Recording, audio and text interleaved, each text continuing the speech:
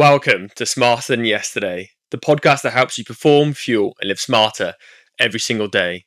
We're your hosts. I'm Alex. And I'm Darren from Smart Performance Coaching. Now, in episode 1 is a true introduction to me and Alex, the journey we've had so far, the journey we're heading, and what makes SPC. So there's going to be no jingles or no guests today, just me and Darren. And first of all, we're going to put Darren in the hot seat. Darren, are you ready? Nope. Well, let's cut to that. Darren, you're in the seat, mate. How does that feel? Slightly nervous. I think I'll be better when I'm in the interview seat, being an interviewer rather than the interviewee. Wow, outside your comfort zone. We're going to get into that shortly. Right, Darren, Smart Performance Coaching. Let's take it to the top for the listeners and the watchers. Tell us how it started and tell us a little bit about yourself as well. So yeah, I started as a runner, half marathons mostly. I loved the simplicity of it. Trainers on, out the door, job done. While that was enough for a while, I was chasing PBs obviously every single time. But after a few years, it kind of went a bit Groundhog Day. And I talk about moving the needle quite a lot in my coaching. And for me, the needle almost got stuck and didn't move anymore. So I knew then I needed to have a change. And what point was that? How many halves had you done to the point where the needle needed to change? So quite a lot, about 300, which I suppose sounds quite impressive until you realise that's just identical Sundays of swearing that I'd retire from it, followed by entering when on the way home. And I suppose, like I said, the needle stopped moving, and then I just fancied a change, really. But I still do half marathons just to keep my toe in, a mate basically said to me from Hereford Tri Club, who I knew, that come and join a swim session, come and see what it was like. And I was quite nervous at first. I suppose you kind of picture in your mind, don't you, with triathletes, these shredded lunatics who eat nails for breakfast and who bench press each other on poolside. But I went, I turned up, so I was nervous on that as well. And it wasn't like that at all. The thought was, like I just said, but I got there, everybody was so welcoming. What a great atmosphere it really, really was. Now, I was hooked from that first session, absolutely hooked. And then I wasn't just going to be a runner anymore. I was now going to be a terrible swimmer and an average cyclist too. Oh, amazing. And it must have been daunting, like you said, that perception of what a triathlete was. But it does generally sound, and anyone that's in the triathlete community now know that it's such a warm environment, isn't it? Oh, it was brilliant. Yeah, the variety, the structure, the people, that's what makes it. And that's what lit kind of that spark again, and the needle started to fluctuate and start to move. And I was obsessed with it. And I then got obsessed with why things worked, why some athletes thrived, and why others kind of almost had that same thing that I had in the half marathons, why that needle didn't move anymore. From there, I started to help out a little bit, and I got my own coaching qualifications. And before I knew it, I was more excited about someone else's progress than my own. And I suppose it's from that buzz you get as a coach, and I still get that now. Seeing that athlete improve on something that you've cued them on, whether that's a technique adjustment, whether that's a session or a whole plan, that is addictive, really addictive. Oh man, look, I can sense the sense of achievement and how much rewarding it is for you when you talk about being a coach. So yeah, what is it about that, and how does that make you feel? I didn't sit down one day and say, okay, let's build a coaching business. It just grew from wanting to help people and wanting to do that properly. From there, I become chairman of Hereford Tri Club, where I spent 3 years. And it was great fun. I absolutely loved it. And that taught me a lot. It taught me about motivation, burnout, and how to herd triathletes who all think they're right. I suppose it was the sense of the blend of structure and the real life. And I suppose that's what later shaped and give SPC the DNA. Well, Darren, that's an incredible foundation. I think successful businesses start with laying a good foundation.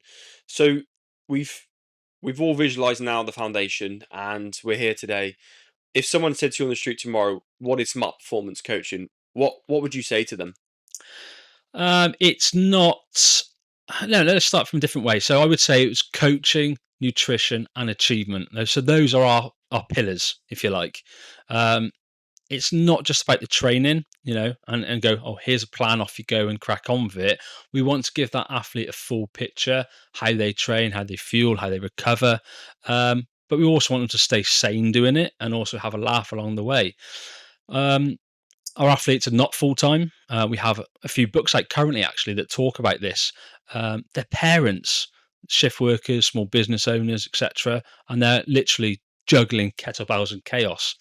So our philosophy is quite simple, really. We want you to train smarter and not harder. Sounds a little bit cheesy, I suppose, but it's fact, and it's not an excuse for being lazy. It's about being purposeful with the training.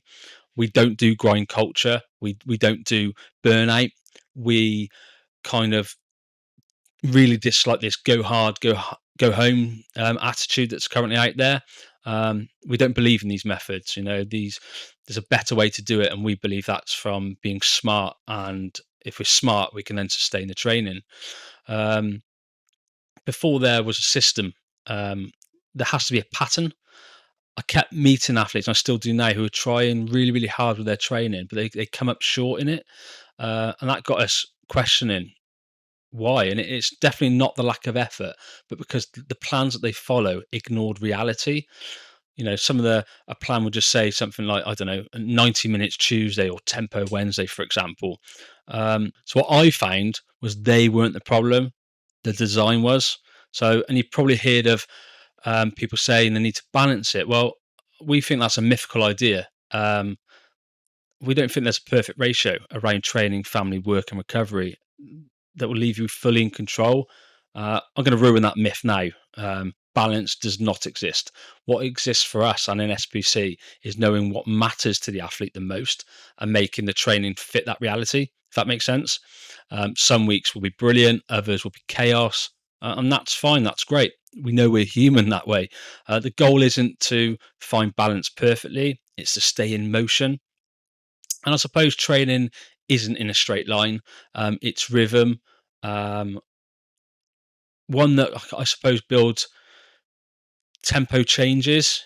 Some days you lead, some days you follow, and some days you'll just cling into it. But the trick is, I think, is just keep moving forward. Yeah, that's quite deep, to be fair, Darren. You talked there quite heavily about not wanting to be part of this grind culture or training till you burn out, and that isn't going to get success from anybody.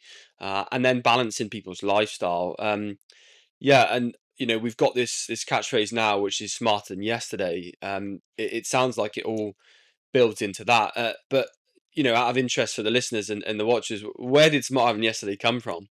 So we've obviously got you to thank and credit for the tagline itself, but we'll get into that in your interview. But for me, it come from years of, I suppose, comparing myself to everybody else, scrolling on the likes of Strava, let's say, for example, judging myself against other people. I'd see somebody like a runner going out and doing a perfect negative split session, and then immediately I'd find myself binning my own plan to copy theirs. The next day, the next week, different athlete, different session, but the same spiral. And eventually I realized I wasn't training for my own goals, I was training theirs. So I suppose then I stripped it back. I control what I can today. Something we now preach, isn't it? Control the controllables, I suppose. One better choice than yesterday, and that's whether that's you pace the session correctly, as it was planned for you, fueling on time, sleeping, skipping the ego reps and that kind of thing. And that's it. It's not sexy, it's not viral, but it stacks, and that's the whole point of Smarter Than Yesterday. Less noise, better decisions, and repeated until it looks like progress. Yeah, and that's it. I think the sort of summary that I've got from that is that it's not perfection, is it? And it's not about being sexy, like you mentioned. Everyone's perfection is different, but what you've touched on there is that you were trying to follow someone else's perfection, and in reality, that isn't your perfection. It's small upgrades daily to be better tomorrow, isn't it? Yeah, absolutely. Concentrate on your own perfection, but perfection really is for robots. Perfection's probably another myth as well. And we'll take messy human progress every single day. Amazing. Thanks for getting into that, Darren. Now, Darren, if someone's listening to this or watching, and they're thinking, how would I get involved? Would I fit in? Who do they train currently? If there was an ideal athlete for smart performance coaching, would that exist, or who can come forward and train with us basically? So I don't think there is an ideal athlete, and by the way, when we say athlete, we mean everybody that trains, right? That doesn't matter whether they're 5K or an ultra runner; it doesn't make a difference. But what we look for in an athlete is anybody mad enough to chase improvement while still having a life. Okay, now we've got first-time sprint triathletes, we've got marathoners, Ironman hopefuls, ultra runners, open water swimmers, you name it, we've got them, but they all share a common thread, and that common thread is they're spinning plates, real life, jobs, kids, deadlines, etc. Yeah, that's true, isn't it? Because we all have that life to live as well as training, and presumably the training's a goal for them, so they want to get better at that and balance in their life as well. Now, Darren, I know firsthand from coming on board with you last year, but for anyone that's listening, what's like the biggest thing that you notice when an athlete or that person comes on board with you and starts getting that control over their training? What's the biggest change? So I think the first thing we give them is clarity, and I'm probably going to break that down into some steps for you. So obviously what we do quite a lot in not just in training, but we seem to open a lot of tabs, don't we? A lot of files are open in our mind, so we try to close those tabs down and the files. Step two, we start deleting the browsing history of every contradictory plan or session they've ever googled. We're all guilty of that. And then I suppose step three is we start to train with intent and not impulse. Now, let's talk about how we coach, Darren, because you've reflected there about how you would dial in the training for them. But how do we actually train the athletes, and how does that work? And what's different about SPC in the way that we do it? So we train with empathy and structure. We mix both of those together. We don't treat athletes as inputs and outputs. Everyone overestimates intensity, but underestimates repeatability, and that's so important. We don't need hero sessions. We need sessions that we can repeat without wrecking ourselves. Now, every workout that we give has a reason, it has structure. Now, that could be endurance, technique, intensity, recovery, whatever it is. But like I said, we don't do junk miles, we don't do ego miles. We coach the real world, not a perfect one. So I suppose with that, if they've been up all night with a sick kid, for instance, their plan has to change. If work that day has been brutal, we'll try to flex it. The training works for the person, not the other way around. We look at the stress that doesn't show up in the data in the files. The way someone gives us the feedback in their post session, that's quite important. The tone of a catch up call, potentially, we look at, are they engaged? Have they lost that needle? Is that starting to kind of hover around midpoint? Do we need to kind of up something somewhere? We decide how to push or pull based on the person, not just numbers. It's not guesswork, it's attention from the coach and from SPC itself. It's quite important, really. We don't fill or preload calendars, like training calendars. We build them as we go, depending on the situation and depending on the athlete. That's a lot of emotion for a coach to actually take on board to be able to manage their athlete correctly, Darren. And so with that, you mentioned there about multiple things. You mentioned about journals, you mentioned about feelings, you mentioned about how they turn up to the call, and you've also mentioned about numbers. Is there one overriding factor that you take into consideration, or is it multiple? Yeah, it's multiple. You've kind of we use I suppose a simple traffic light system each week or daily sometimes. Um, green is obviously training as planned. We carry on with what we had in mind. We might nudge the volume or add a little quality, intensity. Um, if they're in a really good place, we then use amber. So poor sleep, work stress, sniffles, that kind of stuff. We'll keep the structure, but we'll trim the intensity slightly. And obviously, red is illness, injury niggles. Their life's just generally on fire. So we'll switch straight away to recovery mode and movement. And I suppose we back that with regular testing as well. So we need to get the athlete zone set up properly, run, pace, heart rate, bike power, run power now we use as well, CSS in the pool. Yeah, set the zones and then they can actually train to them correctly. Yeah, it's a lot. Again, a lot to sort of take into factor. And how about the day to day of the athlete? So each session in our minds as three parts. Okay, so we have the intent. So what adaptation are we chasing for that athlete? What do we want them to achieve? We then have the execution. So how to run it, swim it, ride it. That could be pace and cadence or the rests, and then the feedback. So what we look for after the RPE, the notes, and any flags that we need to use as well. So we've mentioned the journals as well. So we don't give them essays. We give them like reflection prompts. Could be just a couple of lines, really. How did they do for the first 10 minutes? How did that feel? Give me one small win out of the session and one we want to fix for next time. But it sounds simple, I suppose, but it just works. That's great. And I guess one of the questions I've got, and I think some of the listeners might have, Darren, is that reflection for the athlete as an individual is one thing, but how truthful they are about that is another. Now, you said it to me when I joined up with you, Darren, that this is a two-way system. You're only going to be able to know and program me based on what I tell you. And, I won't lie, at the start, it was kind of like, how honest am I with Darren? Because I want to be able to train more. But equally, if I've had that bad night's sleep or I've got a little niggle, you won't know that. So you can't train me. So it has to be two-way. How do we make sure that that happens? And how do we make sure they don't overtrain? Well, obviously now we use a platform called TrainingPeaks, and obviously there are other software providers out there. We're not sponsored by them in this podcast, but it's our go-to kind of training platform. But I think the main thing we do is schedule deloads. That could be every fourth week, every third week. Again, athlete dependent. And when I say deload, I mean like a recovery week where we drop the intensity by about 25-30%, because the athlete doesn't get fitter from adding lots and lots of stress. You get fitter from absorbing that stress. So deloads protect you as well. They protect the long game, very important in ultra runners, as you know, and Ironman athletes. We must protect that long game.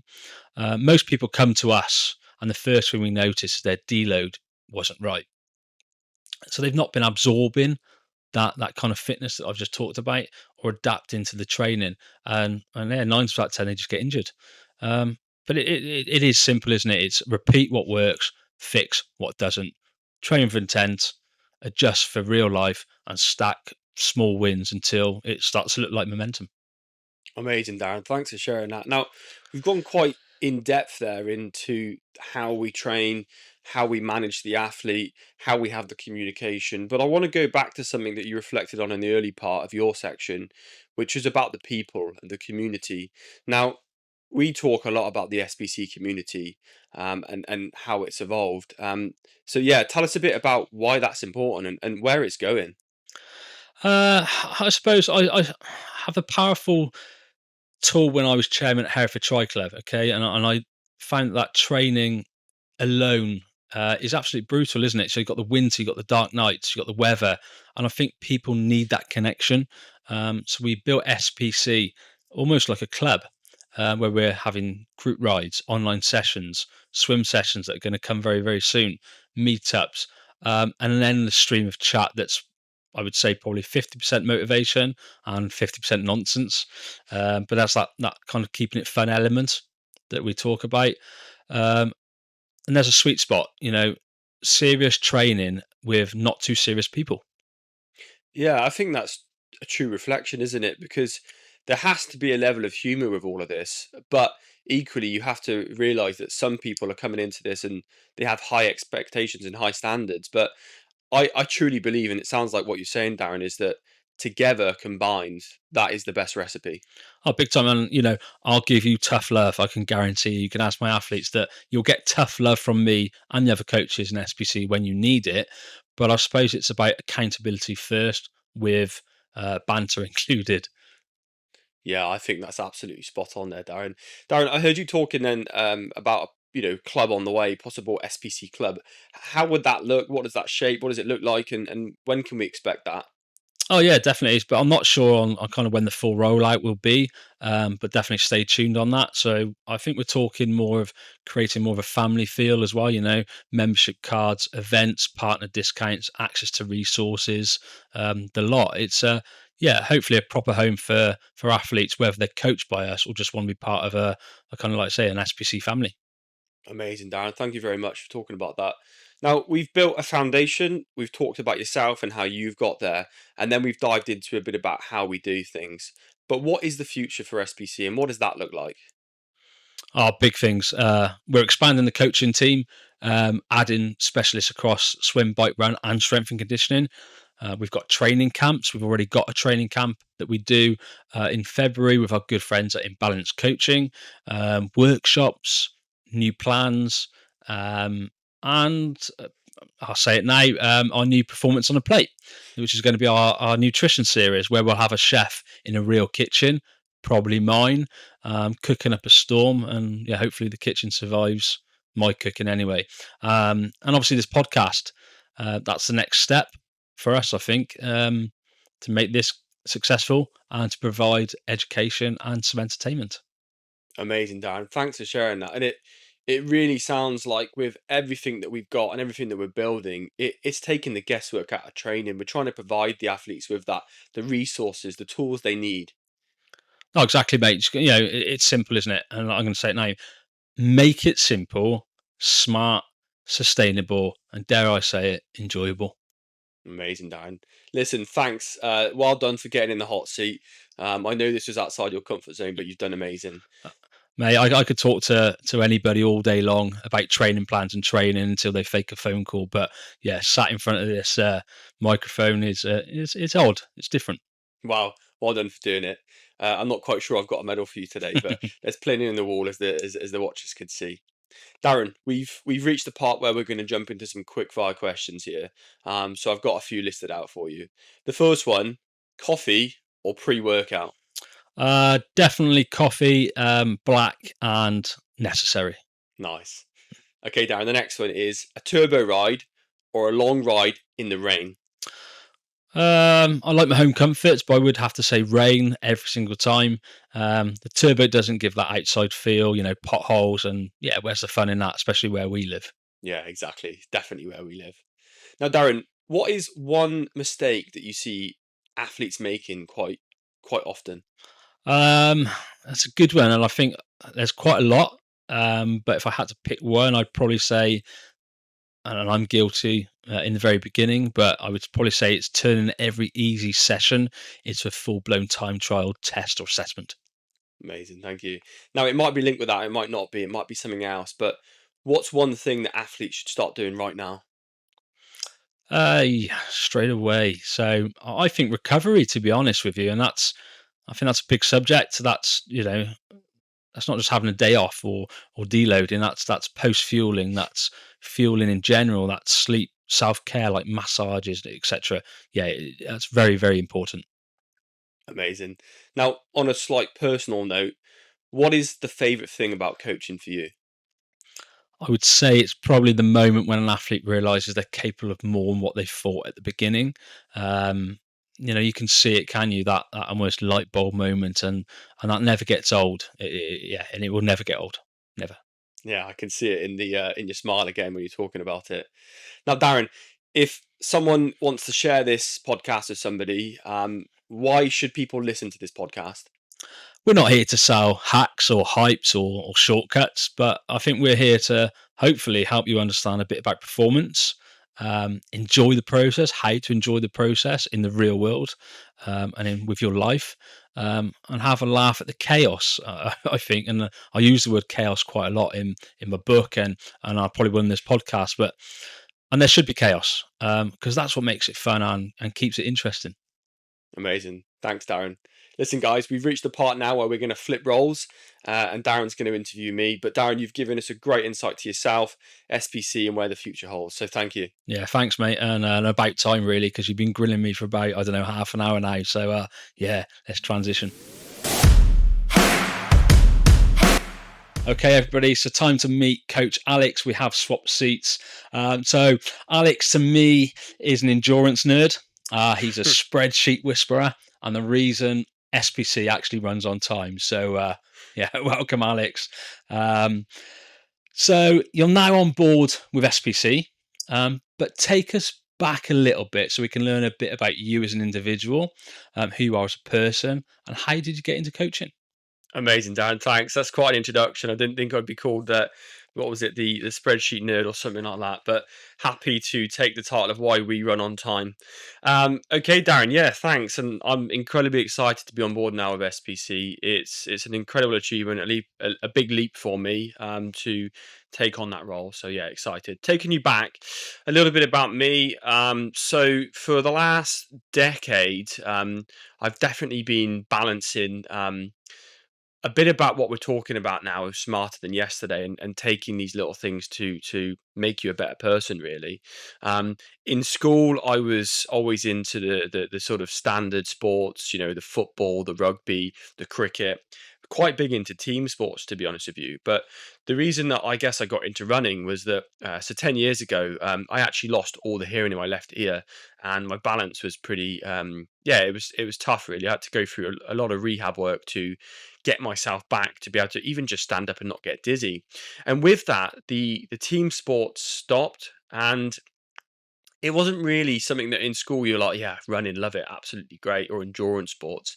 It was more about um, having fun with your teammates and getting out there as a team. So yeah, a couple of years ago, I sort of started back up running. Now running's in the family. Dad ran for England schoolboys. Mum's run multiple London marathons. So it's definitely within the genes, but it never really was an endurance thing. It was more about actually just getting out and having a run.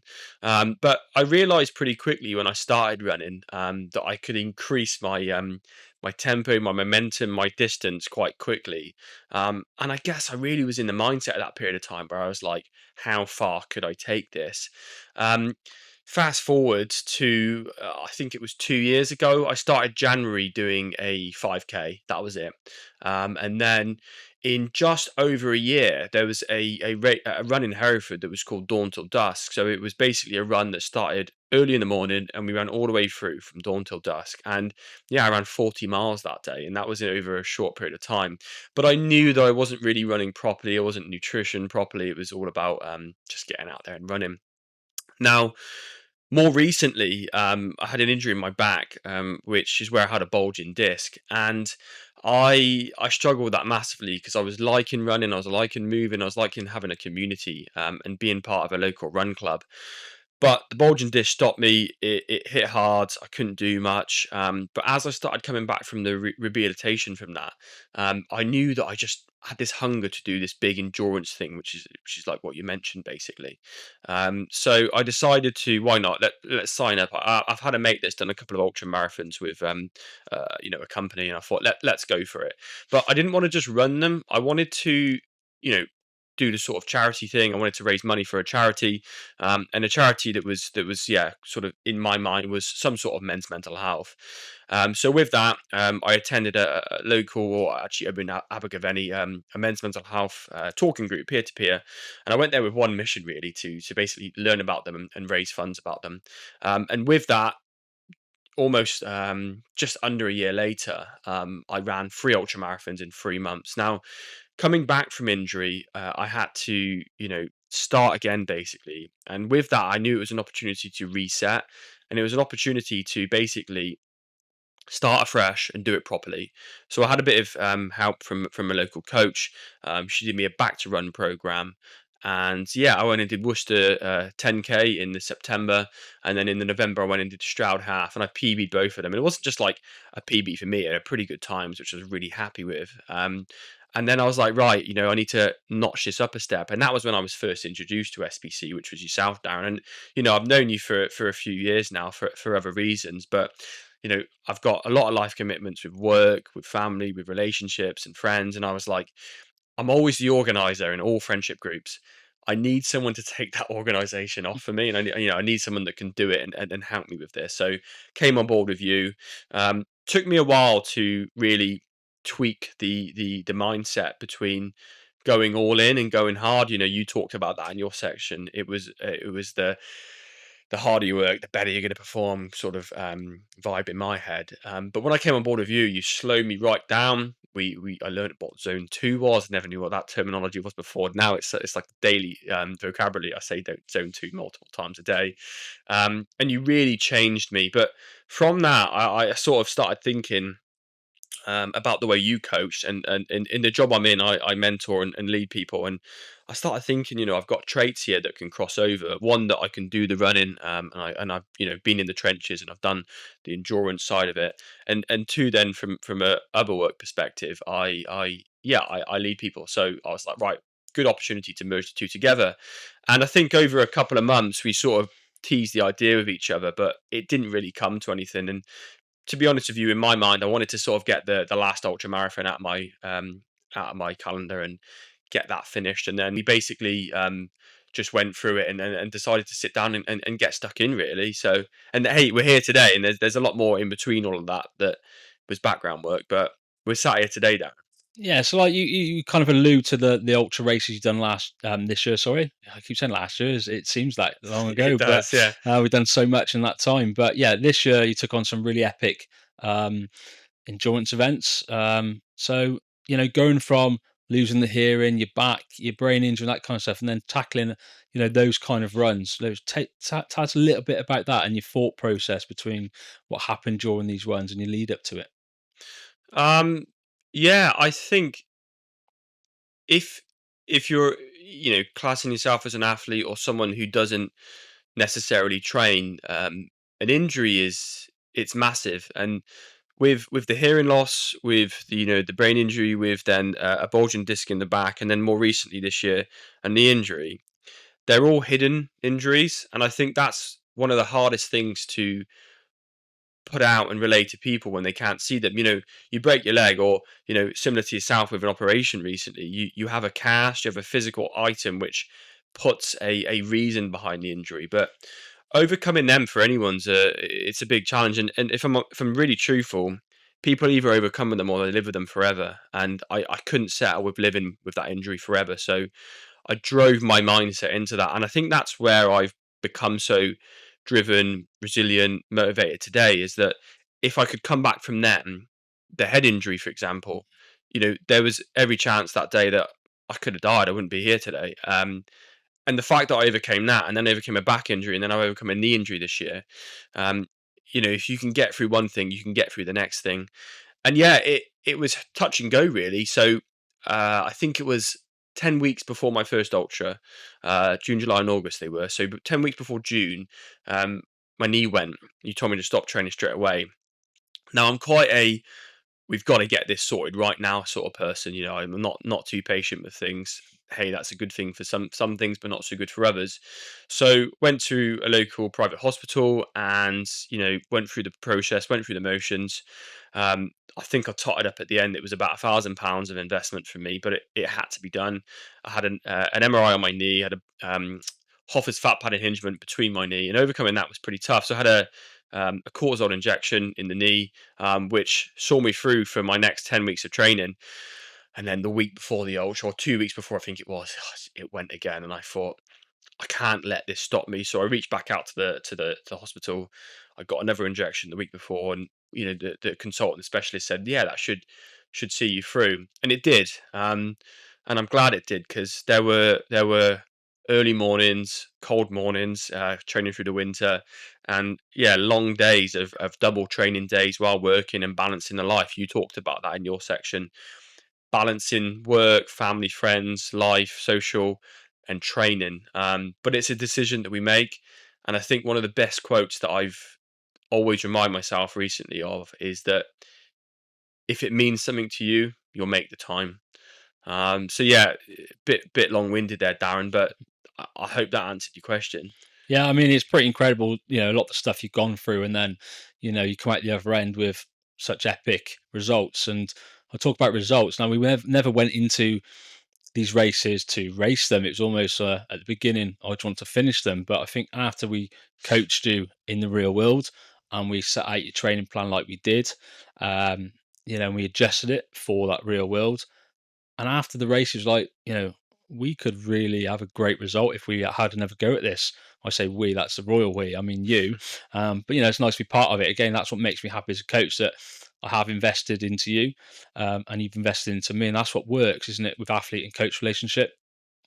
What I'm trying to say is that the training was perfect for you. Again, like I say, you had these obstacles in the way, but you took them head on, and I think that's part of your attitude and your mindset. So, does your mindset and kind of in other work, in other bits of your life, does that help you? Yeah, massively. Just touching back to what you said at the start there, though, and I think this is the real strong message that I try to deliver when I talk to people about having this one-to-one coaching as opposed to a fixed plan or maybe an application or whatever it might be, is that when I started with you and we did our discovery call back in November last year, you asked me quite simply, what is your goal with these ultra marathons? And I said, to be honest with you, Darren, just to finish, just to get over that finishing line. And then you're a bugger. We met in, I think it was December, sort of closing off the year. And this is the benefit of having a coach, one that's near you, but two obviously has that communication. And we met a local coffee shop, and you said you've come on a long way. Any chance you want to race these? And I thought, you idiot, you've said it now. And with that, my mindset was like, yeah, we're going to race these. I think we always said that race one was going to be a discovery race for me to figure out what it was about. Hey, I'd run that distance before, but on a flat surface in a controlled environment. And the first run was a 40-mile ultra across the Welsh coast, the most beautiful scenery. But yeah, just touching back into the second part of your question, Darren, the resilience, the drive, the mindset. One thing that I've taken from is a Arnold Schwarzenegger book, actually. He talks about tokens. So we know time is 24 hours in a day, but the way that Arnold Schwarzenegger talks about it is he says you have 24 tokens, and it is up to you how you spend those tokens. And I think what I started to realize with my determination, resilience to get past these injuries, life challenges, was that, yeah, he's not wrong. You have these 24 tokens. Now, they don't have to be split evenly into 24 things. I get on average about 7 hours sleep. You can split them into halves, fulls, quarters, whatever it might be. But what I started realizing was that I could maximize these tokens and how I spend them. And the resilience really came when I realized that not one thing, just one job, one family thing, one training session was challenging me enough. And I'm always pushing for more. Now, there's a balance there. And, you talked about the balance, maybe being there or not being there in your section, Darren. But it's about knowing what your ceiling is. When you reach that ceiling, sometimes you'll hit burnout. And believe me, I've hit burnout multiple times. But each time you hit that burnout and that ceiling, believe it or not, your ceiling grows. And then you have a new opportunity to raise the bar of that ceiling. And don't get me wrong, I don't get it perfect. There are definitely days where I think, yeah, I've done too much today.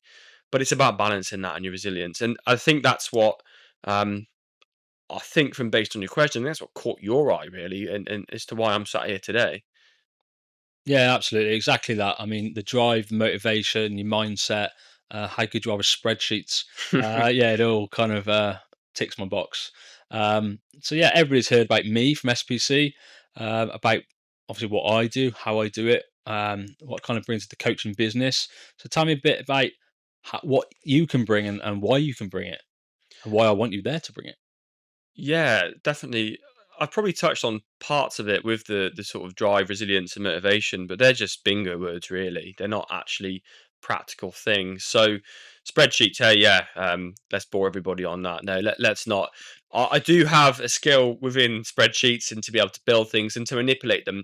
And I think one of the things that I guess from school, from having a sort of one learning approach in school, is very linear, but what I offer is a diverse look at things that not every athlete or every partner or provider that we work with will see things the same. So what I believe I can bring to the team is that I can bring a diverse offering to present that to other people. One thing that I think I'm quite good at is what we're doing now, the marketing side, the promotion, the brand, and that's not really something I realized I had until probably the last year or two when I did all the awareness campaign for the charity work that I do. It's about getting a message out there and being that person that can be front of stage, front of camera, whatever it be, and let people know what it is they're signing up for, what it is that they're getting themselves in for. Um, and yeah, I think with the free ultra marathons and coming back from injury, I offer a different perspective with coaching. I think that, well, I believe that, as I've said, the words "been in the trenches." My training plan wasn't perfect, and that is the reality of every athlete that we get on board with, is that, you know unless we've got an athlete that doesn't have a full-time job and they've got funding and they're sat at home, but hey, that's not even the perfect scenario. They'll still have emotions to deal with. So I believe I can see the emotional side of athletes, I can see the emotional side of coaches. And yeah, I think, we shouldn't not touch on what you said. It's keeping me and you in track in the timelines. We joked just earlier, actually, in a conversation, that for me, if it's not in the calendar, it is not happening. So I can apply structure to what we've got to do. So yeah, I hope that is. Hey, that's a hell of a CV for you to bring me on board, and hopefully it's enough. Yeah, and absolutely, and that's why we work, because we're similar in a lot of ways, but we're complete opposites in others. Like, I don't have a calendar, but Alex has about 20. I'm pretty sure he's probably got a paper version as well somewhere, just as a backup. That's the kind of person you are, and that's what I love about it. It works, doesn't it? It really does. Um, so moving on to the smarter than yesterday. Obviously, I've discussed that in my interview, and you kind of quizzed me on that. So we've got that as a slogan and a tagline as well that we use among others. But for the podcast, Smarter Than Yesterday, tell us a little bit about that. Where did it come from, and why do we use it, and why is it important to you? Yeah, definitely, Darren. I think the words "smarter than yesterday" really encompass a lot of what I preach, what I talk about, what I observe, and my learning. So yeah, coming back from losing hearing, brain injury, fatigue, all of that stuff. One of the things that stuck with me quite early, I had a nurse that worked with me. It was called a fatigue clinic, and it was about planning. And this is probably where the diary comes from. I had to I had to plan what I did each day so that I could cope with it and manage with it, basically. And then when I started, improving with my fatigue, and I could go back to full-time work and do all of those things, it dawned on me and it clicked, really, that, hang on, if that can help me get through what I've done, then I can apply that to every day of life, really. And the smarter than yesterday, in a non or a slightly more cheesy way of looking at it, I don't know if you ever chuck spaghetti at a wall or a cupboard, but if you chuck spaghetti at a cupboard, sometimes it sticks and sometimes it doesn't. It's a really messy way of testing whether your spaghetti's done. But what I've been doing essentially over the last, I'd say, more like 6 years, not 10 years, is chucking spaghetti at the wall. And if it sticks, it stays in my toolkit. It stays in my back pocket, and I use it daily, weekly, monthly, whatever it might be. If it doesn't stick, then I haven't. I've thrown it away. But I've also not been too stubborn to realise that if it didn't stick today, then it might not stick in the future. So try it again.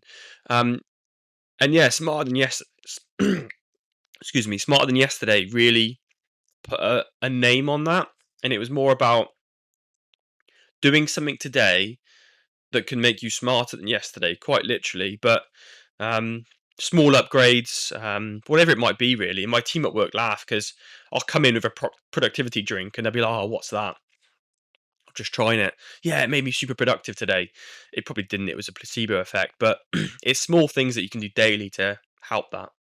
Yeah, so thanks, Alex. Yeah, Smart and Yesterday, it's really stuck with both of us, and but for really good reasons that we both have. But I think that's the main thing that our listeners can take out of this, I suppose, is that, yeah, do one thing better today than yesterday, and you got to class that as a win. It's as simple as that. So yeah, thanks for sharing that, mate. Um, Quick fire round, I suppose, now. Yeah, sounds about right. Yeah, let's get into it. So, coffee or pre-workout? Coffee every day of the week. I've taken pre-workout once. It kept me up to midnight, so never again. Okay. Obviously, I had Turbo Trainer for mine, but this will swap because you're a runner. But treadmill or long run in the rain? Oh, mate, long run in the rain every day of the week. Being outside, raining, it feels more epic when it's raining, to be honest with you. And a lot of the running I do is trail, so you're getting muddy, you're going through the puddles. It makes you feel alive. Lovely. What about one mistake then an athlete makes? I think it probably isn't too dissimilar to yours, but I think one of the biggest things that we overlook is recovery, and it's smart recovery. That doesn't mean sitting down doing nothing. It means active recovery, sleep, nutrition. If you can dial those things in, the rest will come naturally. Brilliant. So does this answer the next question then? So one thing they should start doing straight away. Yeah, it probably does. Tracking your sleep, understanding how your sleep affects you. To be honest with you, it is, but one thing that I would say, whether it be through, I did it through pain journaling for my back. Journaling is probably the best thing that an athlete could do. That obviously taps into the sleep and nutrition and all that stuff that you track. But journaling what you do, when you do it, and how you do it, and then reflecting the next day or after a session how it made you feel. And with that, then you can dial in what works for you and what doesn't. Yeah, I love it. Some really good information there for the listeners, isn't it? What's your favourite bit about coaching then? What do you most enjoy?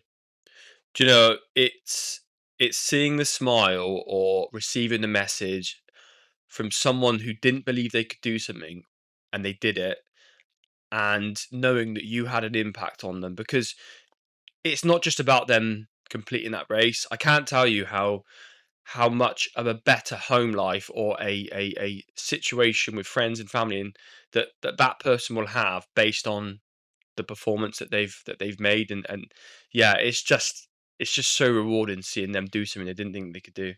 It is, and it? It's a buzz for the coach to see that. And yeah, I mean to wrap up really, that we're both, let's say, very very similar. What we want out of it is very similar. What we put into it, extraordinary amounts. But we're trying to build the SPC family. Is that important to you? Do you think that to kind of build that kind of club and the family feel, or are you happy with just a coaching business? No, it has to be about the family feel, and the community culture is a word that I use regularly. You know, we're we're in October now, and we've started planning the SPC Christmas party. I'm so excited for that because it's getting everyone together that have been through multiple journeys. There'll be stories shared, laughs shared, there'll be embarrassment shared as well.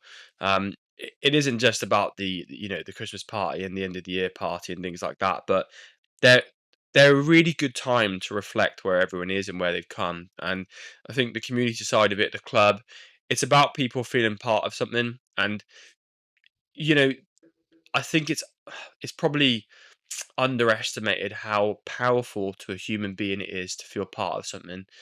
And we're trying to make people feel part of that, whether they're coming on a weekly run, a weekly swim, or an online bike, or whatever it might be, all the way through to them being on the finish line of their 5K, 10K, Ironman, half marathon, whatever it might be, and seeing the SBC team there cheering them along. It makes people feel part of something, and I feel like that's something that's really underestimated for human beings to be happy, really. Yeah, and like I said it in mine, didn't I? That if we can um, get people to be happy, have a laugh along the way, but fit it around their life, it just makes great sense, doesn't it? That we're going to have that effect on somebody's life, and yeah, it's such a pleasure, I suppose. Yeah, we do charge people, but it's a pleasure to be part of that process with them. Yeah, absolutely love it, don't we? It's incredible. So yeah, thanks, Alex, mate. Yeah, incredible part. I'm so glad to have you on the SPC coaching team, not just in the coaching team, but as a part of the business. What you bring to the business is epic.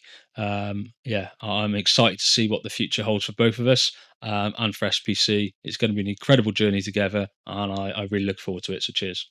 Cheers, Darren. Really appreciate it. So that's it for episode 1. We hope that you've learned more about SPC, us, and where we're going. So, if you've enjoyed it, please like, subscribe, share, and comment. And we'll see you for episode 2. And don't forget, let's be smarter than yesterday.